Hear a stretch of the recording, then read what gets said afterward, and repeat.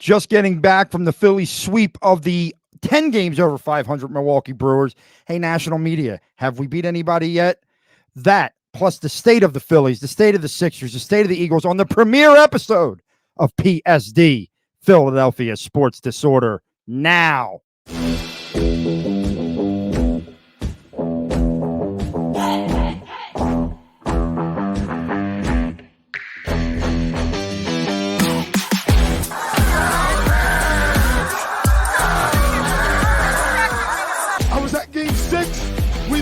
It looked just like this game.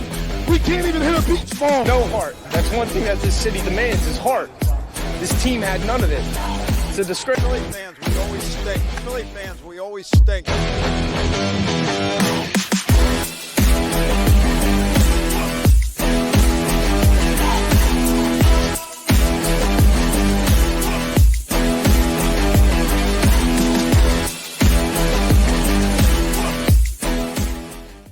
What are we talking about here? Welcome, everyone, to the first ever episode of PSD, Philadelphia Sports Disorder.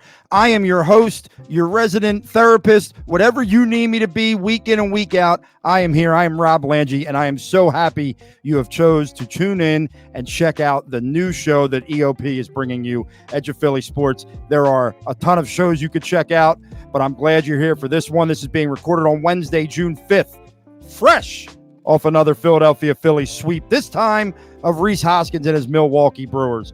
So let me just give you a basic rundown of what this show is going to be. We're going to pick 2 to 3 topics a week. We're going to bang them out pretty quickly. 1, 2, 3.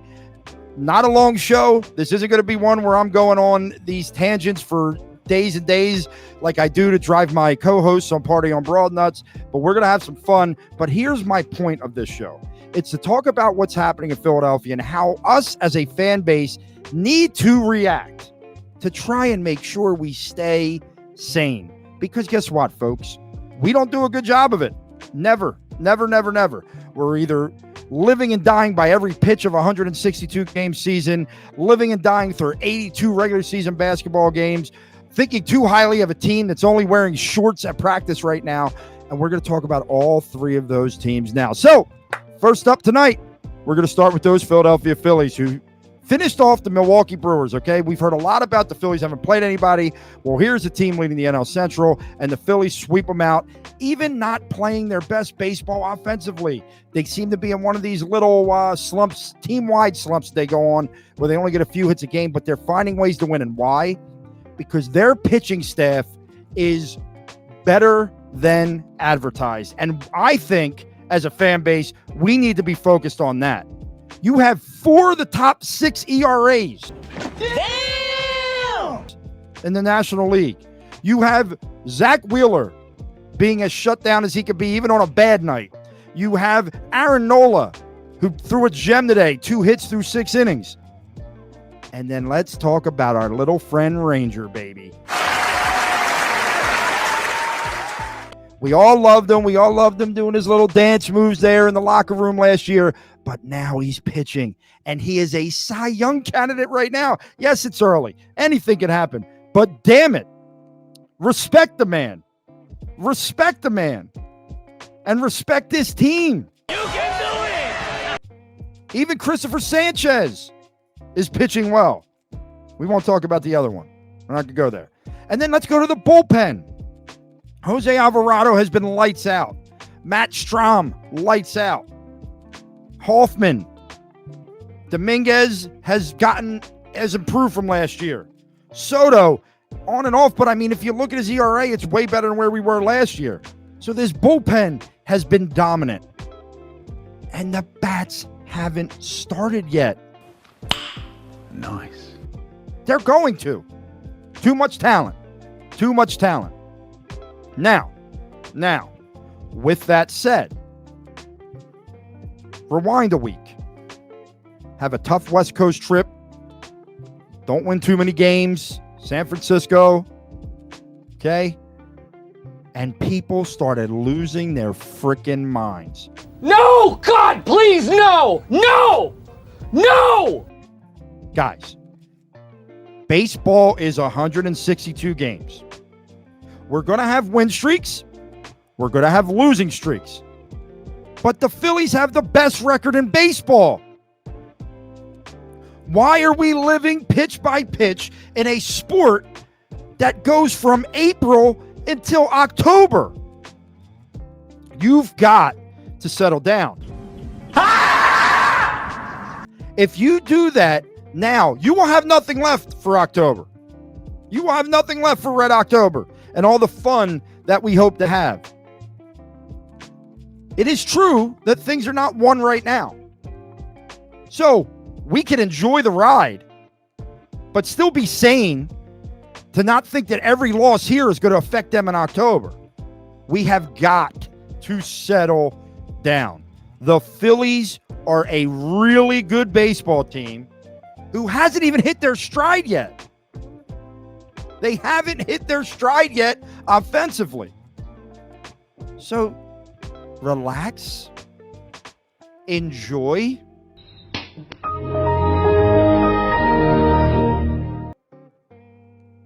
And love the fact that you have the best team in Major League Baseball. Okay? The best team in Major League Baseball. And they didn't have to make up crap deals to get Shohei Ohtani there, which don't even get me started. I think it should be illegal. It should be banned. It's nonsense what they did out there, pushing all the money. It's ridiculous. Absolutely ridiculous. But the Phillies are real. They're legit. So enjoy. Okay? Enjoy. Now let's go to a team that we're really not enjoying these days. Okay? Let's go to the Philadelphia 76ers. Yeah, it's the offseason. But as everyone has told you, as you've heard many pundits say, this is the biggest offseason in the history of this franchise. The history of this franchise. So I ask you, what do you want? Because there's a debate, and it's forming, and if there's one fan base in this town that drives me absolutely up a wall, it's this one. Okay? It's this one. Because they talk out of both sides of their mouths at all times. What? Bro, what are you talking about, man? They want a new coach. 2 years later, they don't want that coach. They love Joel Embiid, but they want to go young. Ladies and gentlemen, it's time to man up, grow a pair, and take a side there. Because here is the facts of the matter. If you want to win with Joel Embiid, no one in the draft this year, no one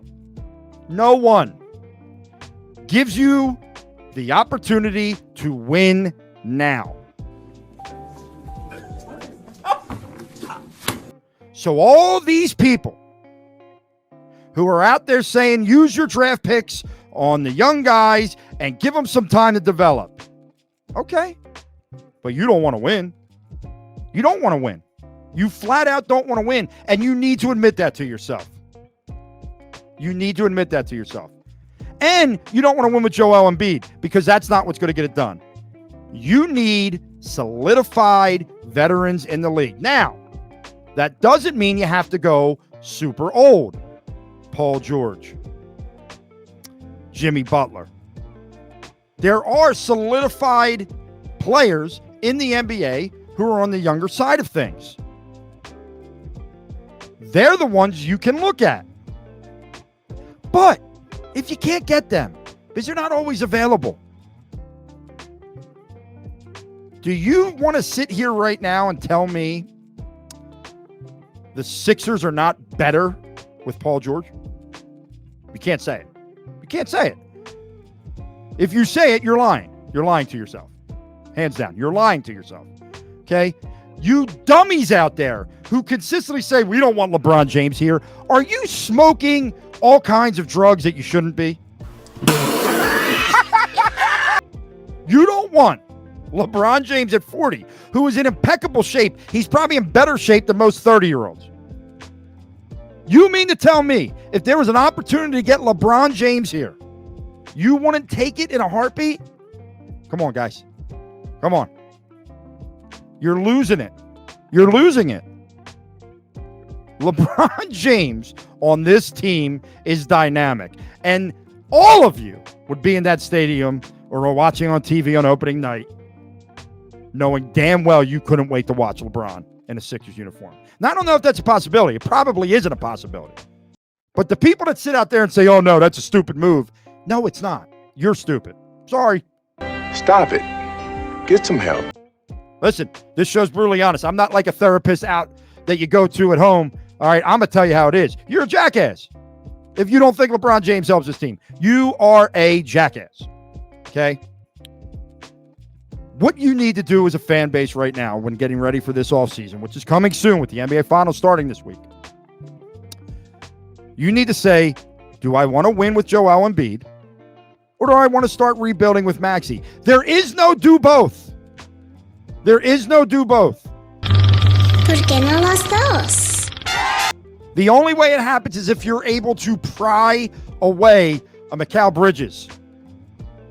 Okay? A younger guy who's got talent, who may not be good enough to be the star, but can certainly be part of the star team.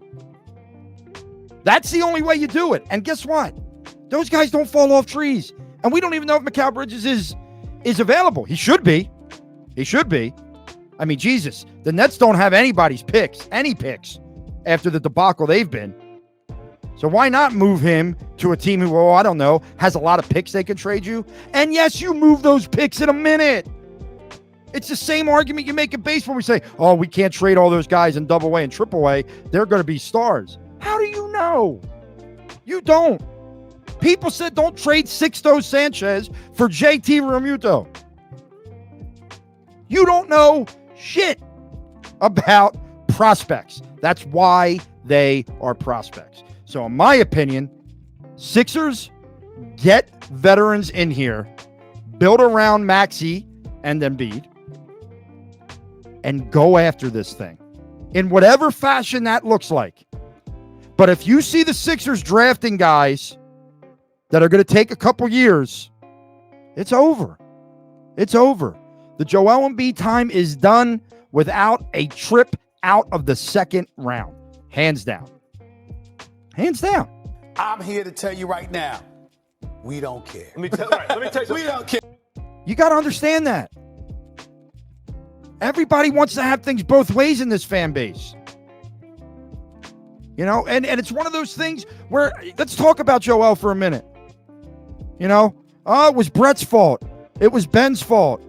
It was Doc's fault. It was Tobias's fault. There's only one thing that remains, and it's Joel. And I'm not saying he busted his ass last year, and he played as hard as he possibly could in those playoffs, and it was amazing to watch. It was. But stop putting all the blame on everybody. I mean, this town runs coaches out of here quicker than they go through cheesesteaks. Yeah, I use the stupid cliche for this town, but come on. The NBA team is trying to be like a hockey team. It's like you got 2 years. If you don't do it, you got to be out. What the hell are we doing here, guys? It's the players. Players play. Come on. They need better players. That's it. And guys that can compete and guys that can do things right now. That's it. So buckle up. We're going to have a lot to talk about, good or bad, with this offseason. Daryl, in the words of the great Andy Reid, time's yours. You like that? That was a little segue. Because now, we are going to go to the Philadelphia Eagles. Perfect. Okay? It's a hell of an offseason. I mean, Jesus. It felt like every time you turned around, they were doing something you want them to do. Saquon Barkley. Boom. CJGJ. Back. The draft. You get Quinion and Cooper DeJean. You draft Trot Jr. for me, you bring in Devin White, one of my first guys I circled going into the offseason. My disappointment is immeasurable. I'm going to tell you guys right now, and I say this on Party on Broad a lot, to my buddies Ryan and Dives. If Devin White turns into a really good player here this year, you ain't going to want to be around me. Because I'm keeping receipts. I'm coming after all your asses. I'm going to wear that shirt that I spent $60 on. I didn't say I was smart. All over town. All over town. And then I'm going to try and be friends with Devin White when that happens. All right.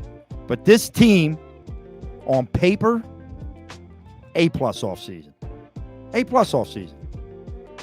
You know, you lose Jason Kelce, you lose Fletcher Cox. It hurts. You love those guys. They're a staple to this town, to this team, to this fan base. But, man, I give Howie a lot of shit. And I'm always going to do it. Because there's always a part of me that looks at him and just sees Weasel. But this was a year where it looked like he was on he was on a mission. That bad taste in his mouth and everyone's mouth in that organization was on full display this offseason. So, yeah, be happy. Birds fans, be happy. It was a great offseason. It was a great offseason. None of that shit matters now.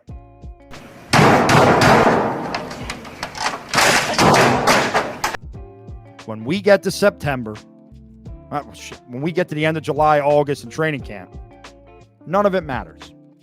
Because if they don't put a product on the field for 17 weeks, not 12 weeks, 17 weeks, that is Super Bowl contender, none of it was worth it. So where does that start with? Where does that start with? A lot of us will say Nick Sirianni, and absolutely, the seat's hot. The seat is hot because of the historic collapse of last year and how anemic that offense looked. Now, you got the guy to take the sword. Brian Johnson. It's gone. Kellen Moore's in. Nobody left to take the sword. And I'm not going to lie to you.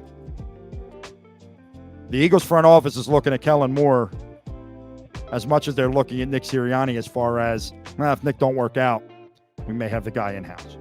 That's what they're doing. Okay? But in my opinion, even more so than Nick, Jalen now has to live up to the contract. He got the money. He looked good for long runs last year, long spurts. And then, man, did he look bad. The one thing that was consistently worrisome was his inability to read the blitz and his fear that made him leave the pocket way too soon, way too many times. So I don't know what the state of the Eagles is. I look at them. I look at their schedule. I know a lot of people think it's an easy schedule. I totally disagree with you. Totally disagree with you.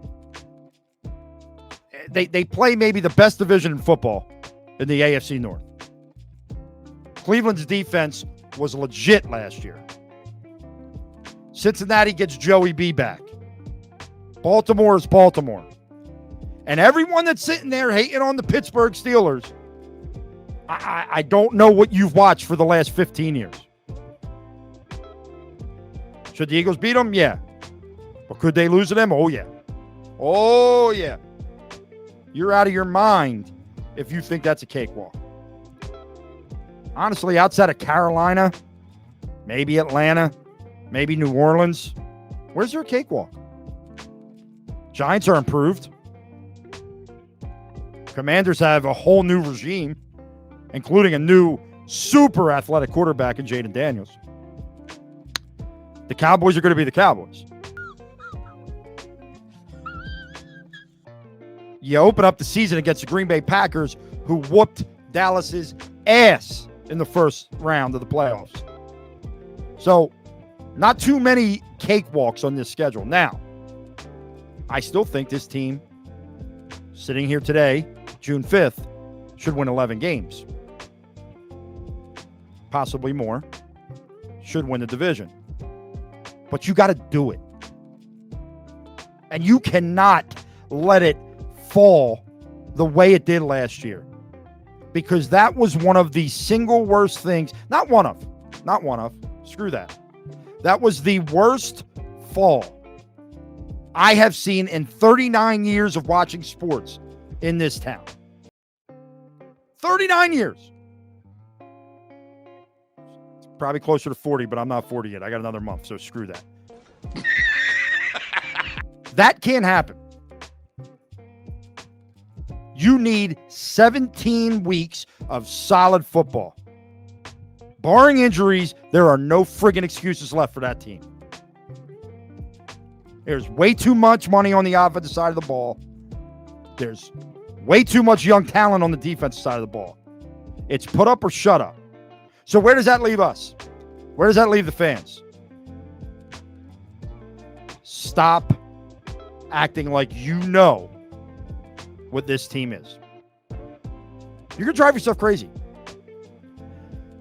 And once again, we talked about this with the Sixers. It kind of happens with this fan base. You got the I have to be right jackasses who just are contrarian and want to say this guy sucks and this guy isn't good and this guy isn't good. Just so in case it turns out that way, they could be the first one to say they're right. By golly, they're right. Get the hell out of here, dude. None of us are geniuses. We can all say that shit. Like I will be saying about Devin White this year. Okay? And on the other side, it's the, oh my God, this team's a 15-win team. Dude, come on. Come on. Nothing good comes from that. Nothing good comes from that. Because if they are a 15-win team, you're just being that same jackass from the other side. See, I told you. You're not actually enjoying it. You're not enjoying it. And if it doesn't happen, you hate yourself. We don't want to hate ourselves anymore. Those days have got to be over. Just sit back and let's see what happens. And let's go through it together. So, with that, Philadelphia Sports Disorder, episode 1 of PSD has come to an end. I told you, quick hitter. We ain't playing games here. We ain't playing games. We're not bringing on people. We're not having guests. We're not having dialogue. If you're tuning in, you're going to listen to me for 15 to 25 minutes a night, once a week, and I'm going to get you to the point where you need to be. I truly appreciate you tuning into this episode. These will air every Friday on EOP and where you get your podcasts. Please click the subscribe button. Please check out all of our podcasts. You can see me on Party on Broad on Monday nights as well. And there's a plethora of podcasts talking about all the Philadelphia sports. Please subscribe. Please comment. Please share with your friends. I'm super excited to be doing this with you. I'm super excited to try and be the calming presence. And by calming presence, I mean I'm going to go on some rants. And I'm going to tell you how it is. But I hope you come back every week. I hope you enjoyed it. Have a great, great week. And go Philadelphia.